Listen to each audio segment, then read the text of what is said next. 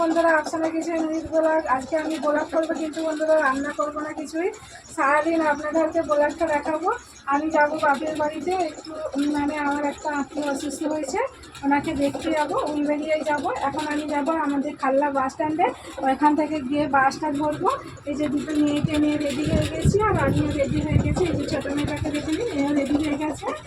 এখন বাস স্ট্যান্ডে গিয়ে বাস ধরে বাগনান যাবো, বাগনান থেকে ট্রেন ধরে উলবেড়িয়া যাবো, উলবেড়িয়া থেকে টোটো ধরে নার্সিংহোম যাবো, ওইখান থেকে আবার দেখে বাপের বাড়ি। বাস স্ট্যান্ডে এসে আমরা গাড়ি করে নিয়েছি।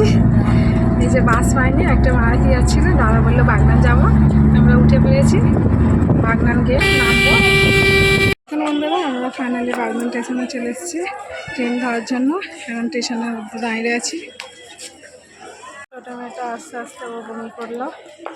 দুই বন্ধুরা আমরা চলে এসেছি, নার্সিংহোমে ঢুকেছিলাম, ওইখানে ভিডিও করতে পারিনি। আর আমি এই যে টোটোয় করে চলে এসেছি বাপের বাড়িতে। এখানে বৃষ্টি হচ্ছে, এই যে দেখাচ্ছে আপনাদেরকে। এই যে দেখুন, প্রচণ্ড বৃষ্টি হচ্ছে, ঝমঝম করে চারিদিকে বৃষ্টিতে সব ভিজছে। আমরা এসে বাড়িতে ঢোকার পর বৃষ্টি চালু হয়ে গেছে।